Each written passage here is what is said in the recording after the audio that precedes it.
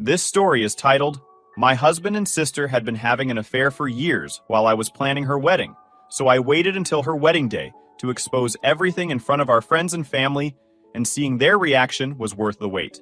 Hi everyone, before we dive in, a quick favor. If you enjoy content like this, please hit the subscribe button. It's free, supports the channel, and make sure you never miss out on amazing videos. Alright, let's get started. Hey Reddit, this is my first time posting here, so bear with me. I've been holding this in for months, and honestly, I think I just need to get it all out somewhere. I'm not sure where to start, but I guess I should introduce myself. My name's Natalie, I'm 31, and 6 months ago, my life pretty much fell apart. I found out my husband of 7 years, Daniel, was having an affair with my younger sister, Fiona. Yeah, you read that right, my sister. It still feels unreal even typing it out. Looking back now, I guess there were signs. I just didn't want to see them. Daniel and I met in college. He was charming, funny, and one of those people who could light up a room. We got married a few years after graduation, and things were great, at least for a while. Our lives weren't super exciting or anything. We both worked full-time. He's in marketing, and I'm a graphic designer. And we spent most evenings at home, watching TV or cooking dinner together. Weekends were for errands or little day trips. Nothing fancy, just the kind of life I thought we both wanted. Fiona and I had always been close. She's the bubbly, outgoing one in the family, the type of person who can make friends with a stranger in 5 minutes. Growing up, she was like my shadow, always following me around, and as adults, I felt like we were more like best friends than just sisters. She's a wedding planner, which suits her personality perfectly. She's always been good at making people feel special and keeping everything running smoothly. When Daniel and I got married, she helped plan our wedding, and I was so thankful to have her by my side. I never imagined she'd betray me like this. There were definitely signs that something wasn't right in my marriage. It started small, little changes in Daniel's behavior that I brushed off at first. He started working late more often, claiming he had big projects to finish. He'd always been busy with work, but now it felt like he was putting in extra hours every week. When I asked him about it, he'd say something like, "You know how it is. Clients are demanding." And I believed him because, why wouldn't I? Then there was his phone. Daniel's always been a bit protective of his gadgets, but it got weird. He started keeping his phone face down on the table all the time and taking it with him everywhere, even to the bathroom. One time, I jokingly asked him, "What's with the secrecy? You hiding state secrets or something?" He laughed it off and said, "I just don't want it to get scratched." That didn't even make sense, but I let it go. The changes didn't stop there. He started paying way more attention to his appearance. Daniel's never been one to fuss about how he looks. He's the kind of guy who throws on whatever's clean and doesn't think twice. But suddenly, he was buying new clothes, trying out skincare products, and even going for morning jogs. He claimed he wanted to be healthier, but it felt off. It wasn't like him. Fiona was the one I turned to when I started feeling uneasy. I told her about how distant Daniel had been, and how I felt like something was missing between us. She always reassured me. "Don't overthink it, Nat," she'd say. "Every couple goes through this kind of phase." I believed her because she was my sister, and she always knew the right thing to say. I'll admit, I started second-guessing myself a lot during that time. Was I imagining things? Was I being too sensitive? It's hard to explain, but when you're in a situation like this, you start doubting your own instincts. I didn't want to be the paranoid wife who jumps to conclusions over every little thing, so I tried to push those feelings aside. And then, there was the night I walked into the kitchen and found him typing something on his phone, smiling at the screen. When he saw me, he immediately put the phone down and said, "Hey, what's up?" Like nothing had happened. Another time, he canceled plans for our date night, saying he had to go to an emergency meeting with a client. I'd spent hours getting ready, even putting on makeup and a dress, which I don't usually bother with. When he called to cancel, I tried to sound understanding, but inside I was crushed. It felt like I didn't matter anymore. The worst part? Fiona would always back him up. She'd tell me I was overthinking things, or that I needed to be more supportive of his work. I remember telling her once, "I just feel like something's off with him lately." And she replied, "You're reading too much into it, Nat. He loves you. You two are great together." Hearing that from her always calmed me down, even though deep down, I felt like something wasn't right. It's crazy to think about now, but there were times when I actually felt guilty for doubting him. I'd think, maybe I'm being unfair. Maybe I'm just stressed out, and it's affecting how I see things. I guess that's what makes this whole thing hurt so much. I trusted them both completely. I never thought in a million years that my sister, the person who had been there for me through everything, and my husband, the man I planned to spend the rest of my life with, would betray me like this. I still don't know why I didn't dig deeper sooner. Maybe I didn't want to know the truth. Maybe I was scared of what I'd find. All I know is that I spent months walking around with this uneasy feeling, trying to convince myself that everything was fine, when it was anything but. So after months of brushing off my gut feelings, something finally snapped. It wasn't one big moment or some dramatic confrontation. It was more like a slow build of little things I couldn't ignore anymore. I'd started noticing how often Daniel's phone was lighting up with notifications at odd times. But it wasn't until one specific night that I decided to stop second-guessing myself. We were sitting on the couch watching a show. I don't even remember what it was because I was distracted the whole time. Daniel had his phone in his hand, like always, and I noticed he was smiling at something. It wasn't just a normal smile, though. It was this soft, almost affectionate look. I asked, "What's so funny?" trying to keep my tone light, but he immediately locked the screen and said, "Oh, nothing. Just some dumb work thing." That response didn't sit right with me. Work texts don't usually make you smile like that. I let it go in the moment because I didn't want to start an argument, but that was when I decided I couldn't just keep ignoring this anymore. I needed to know what was really going on. That night, after Daniel went to bed, I sat in the living room with my mind racing. I kept thinking about his behavior, about how distant he'd been lately, and how Fiona always seemed to brush off my concerns whenever I talked to her. My stomach was in knots because a part of me already knew what I was going to find. I just didn't want to believe it. I remembered something Daniel and I had done a few years ago when we were setting up a new phone for him. We had linked our Apple IDs for convenience, so we could share apps, music, and stuff like that. I hadn't thought about it in years, but sitting there on the couch, it hit me. I could still use that link to check his activity. I grabbed my phone.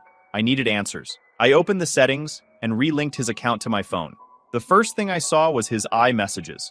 My heart started pounding as I scrolled through his recent chats. And there it was, a conversation with Fiona. At first, it looked innocent. Lots of short messages about family stuff, planning dinners, and general chit-chat. But as I scrolled back further, the tone changed. There were inside jokes I didn't understand, late-night good-night texts, and even some flirty comments. I kept scrolling, feeling more and more sick with every message I read. And then I saw a photo.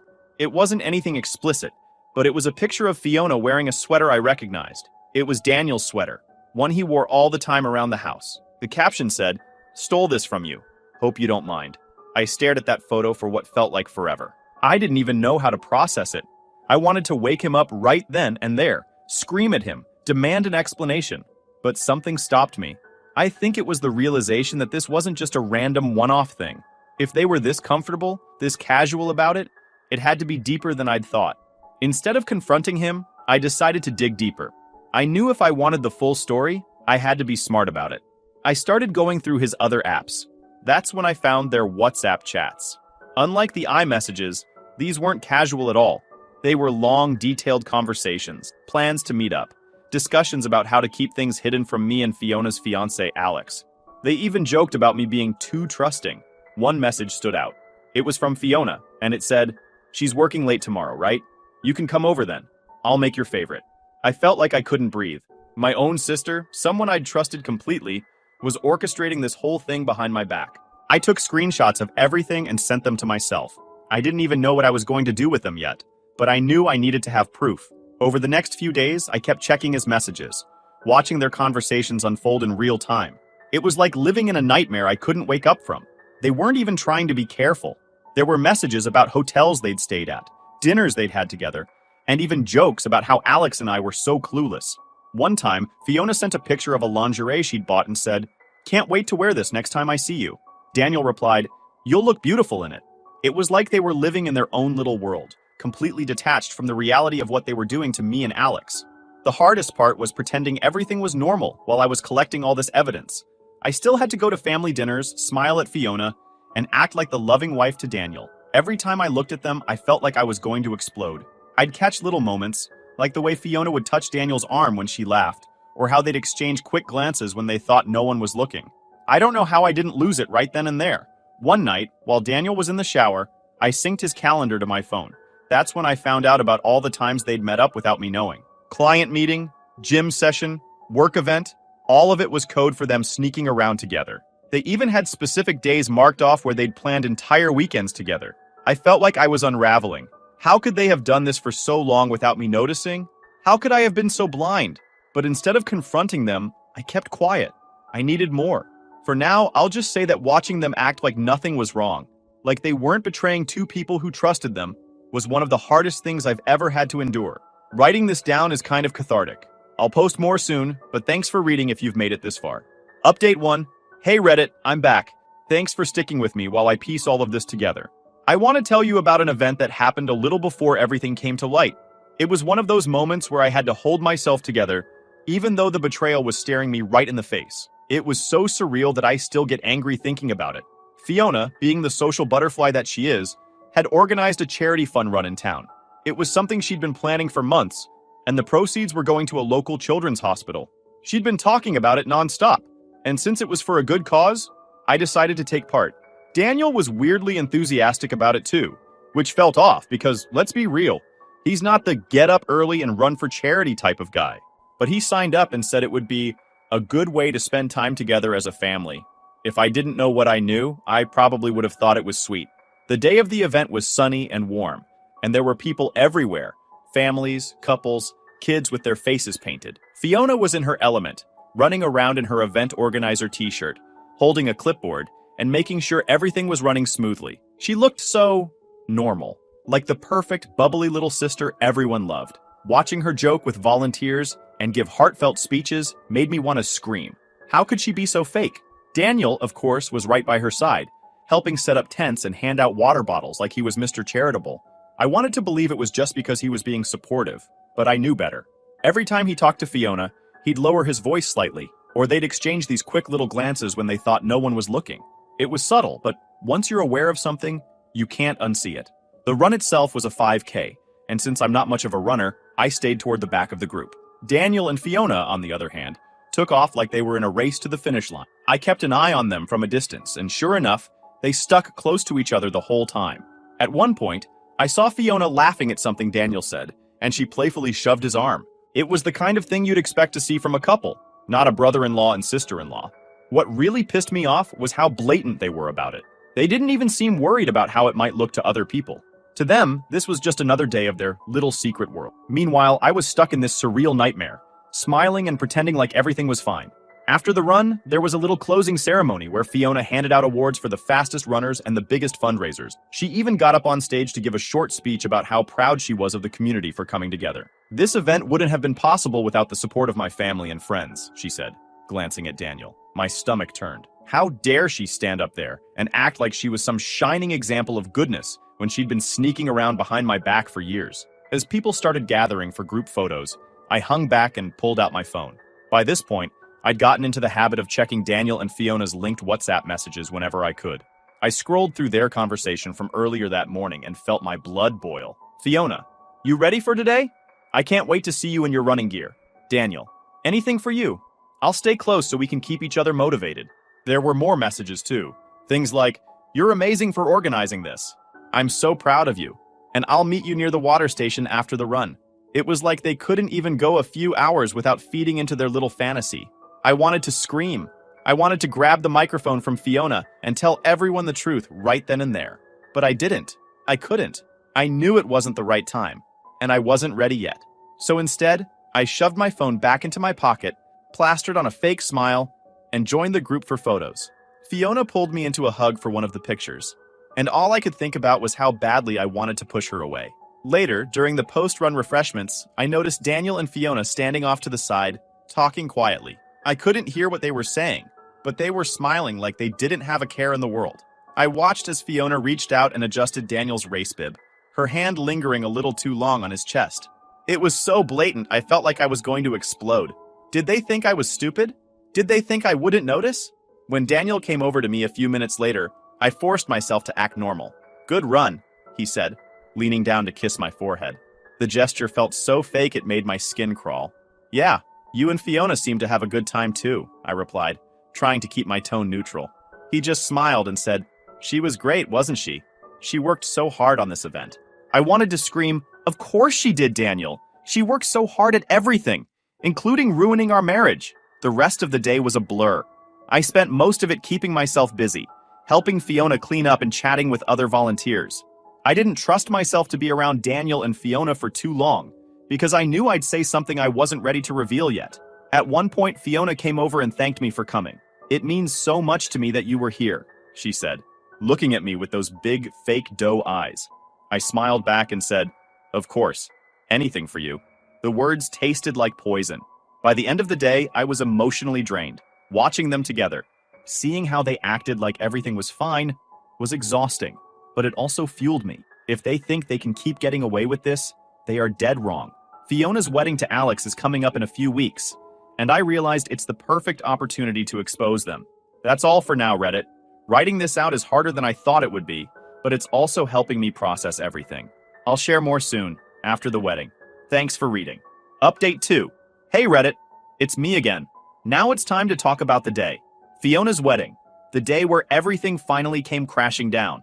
Honestly, just thinking about it gives me a weird mix of satisfaction and lingering anger. To set the stage, Fiona's wedding was a big deal. She'd been planning it for months, and since she's a wedding planner by trade, she went all out.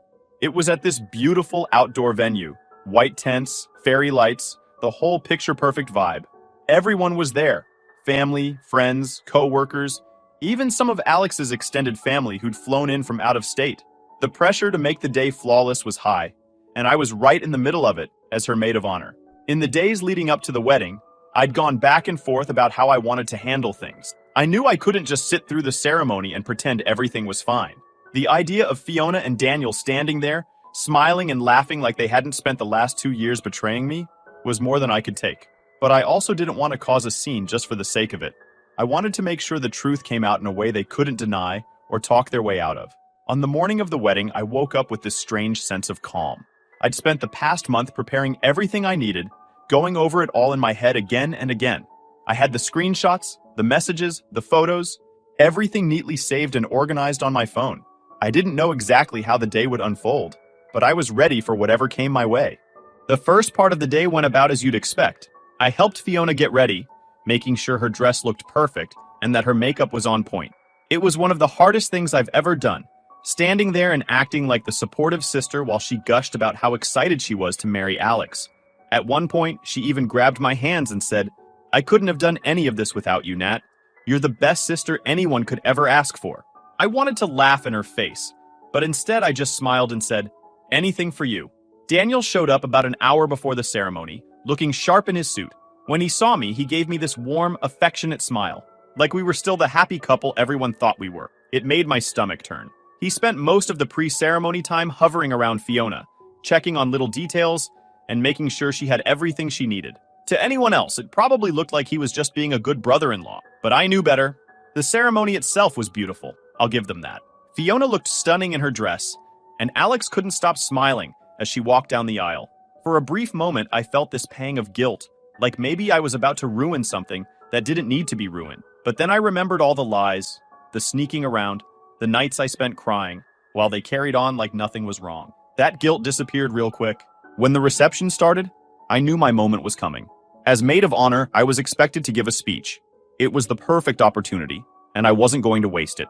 I'd spent weeks thinking about what I wanted to say and how I wanted to say it. My goal wasn't just to expose them. It was to make sure everyone knew exactly who they were and what they'd done. When it was time for the speeches, I stood up with my glass of sparkling cider and took a deep breath. The room was quiet, all eyes on me. Fiona was sitting at the head table with Alex, looking radiant and completely oblivious to what was about to happen.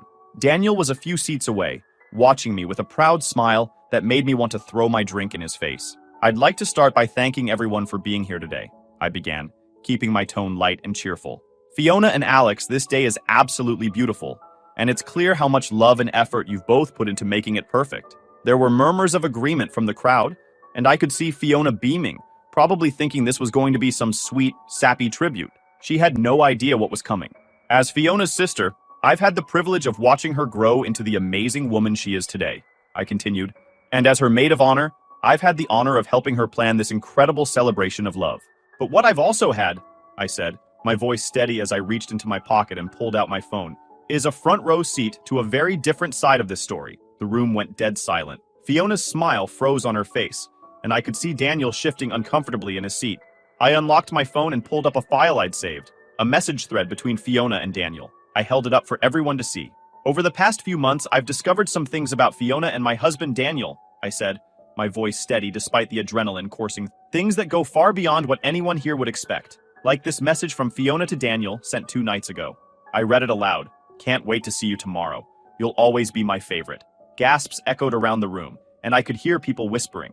Fiona tried to stand up, her face pale, but Alex reached out and grabbed her arm, keeping her in her seat. Daniel started saying something, probably trying to stop me, but I held up a hand to silence him. Or this one, I said, scrolling to another screenshot. She's working late on Thursday, so come over then. I'll make your favorite. I looked directly at Fiona as I added, that was sent while I was at work, busting my ass to help pay for this wedding, by the way. At this point, the room was chaos. Fiona was crying. Daniel was trying to stand up and explain. And Alex looked like someone had just punched him in the stomach. He grabbed the phone from my hand and started scrolling through the messages himself.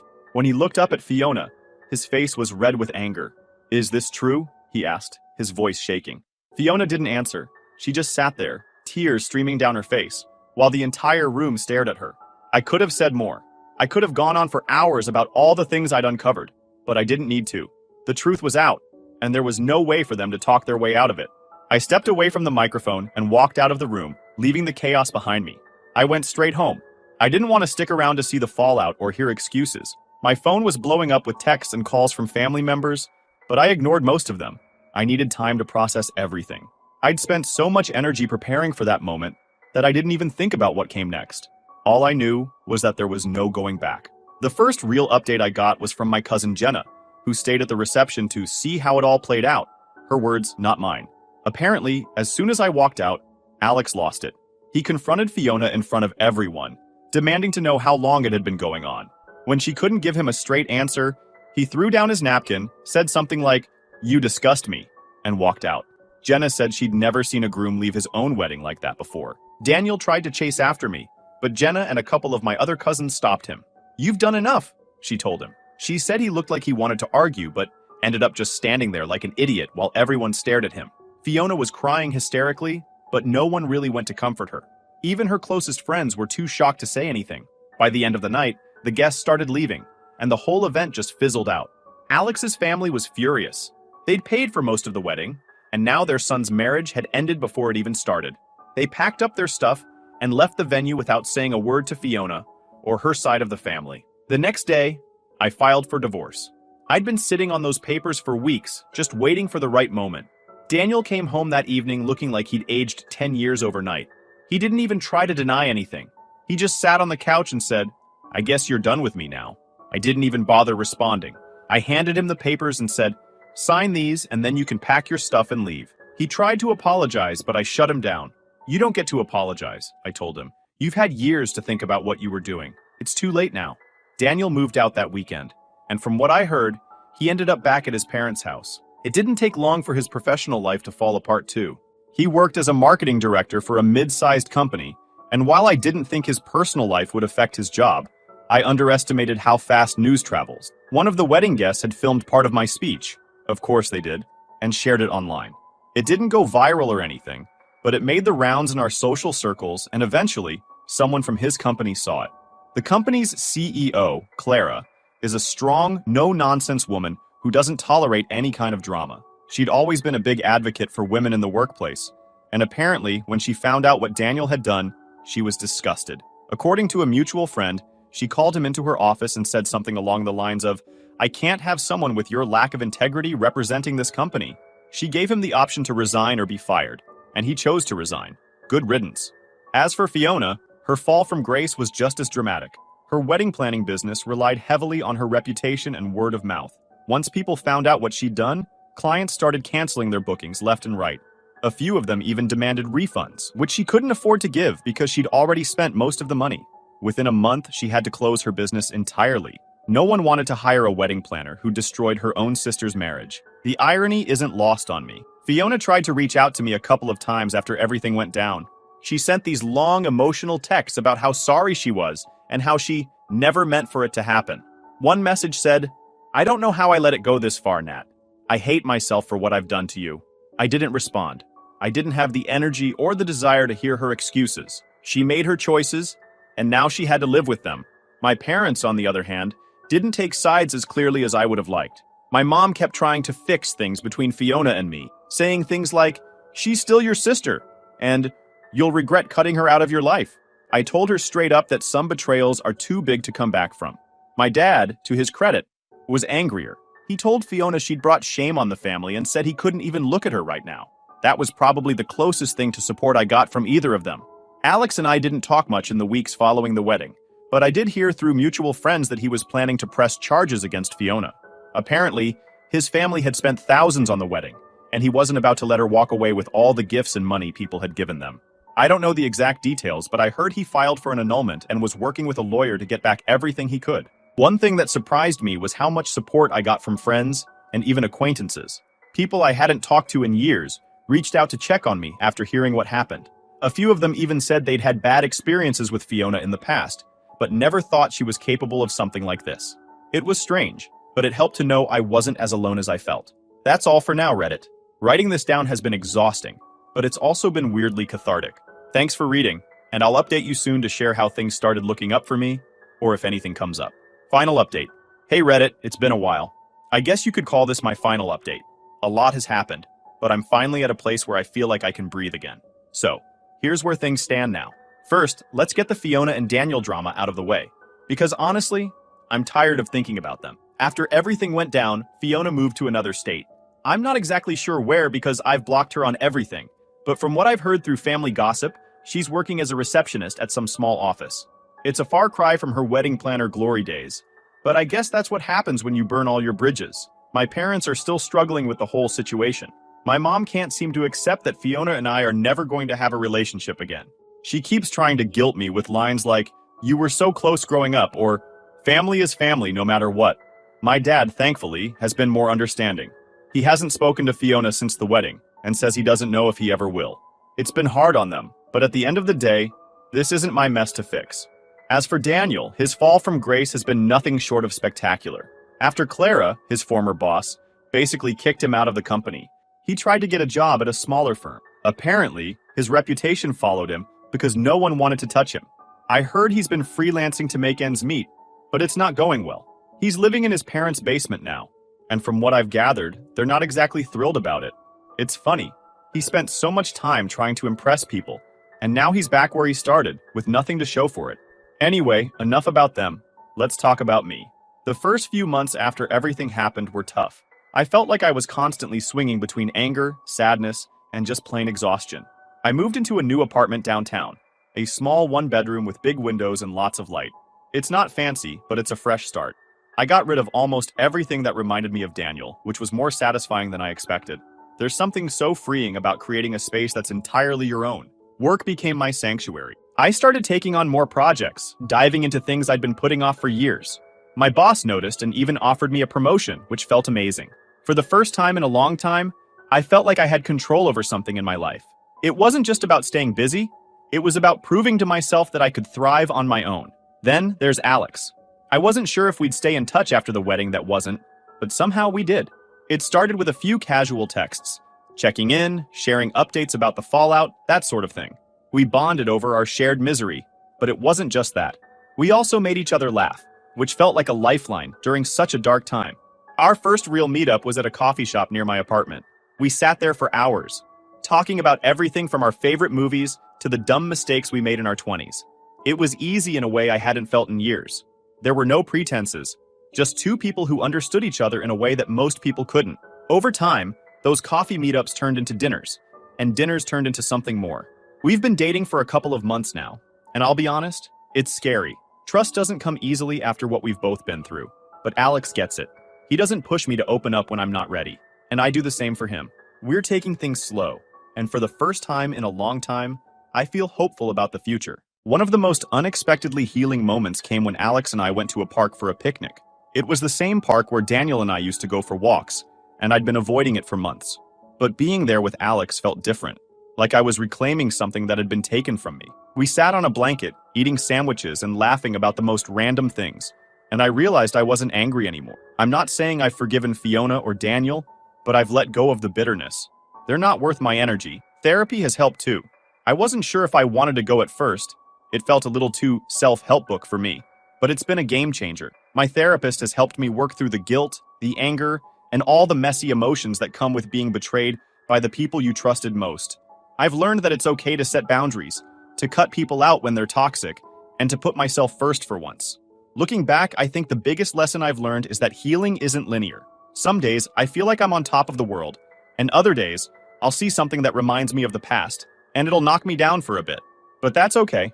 The important thing is that I keep moving forward. So, where does that leave me now? Honestly, I'm in a good place. My life isn't perfect, but it feels like mine again. I've got a new apartment, a job I love, and a relationship that's built on trust and mutual respect. I've even started thinking about traveling, something I've always wanted to do but never made time for. Maybe I'll go to Italy or Japan next year. Who knows? To anyone reading this who's going through something similar, I just want to say, you're stronger than you think. It's going to hurt, and it's going to suck, but you'll get through it. And when you do, you'll realize just how much you're capable of. Don't let anyone tell you how to feel or how to heal. Take your time, and don't be afraid to put yourself first. Thank you, Reddit, for giving me a space to share this. Writing it all down has been more helpful than I expected, and your comments and messages have meant the world to me. Here's to new beginnings and leaving the past where it belongs.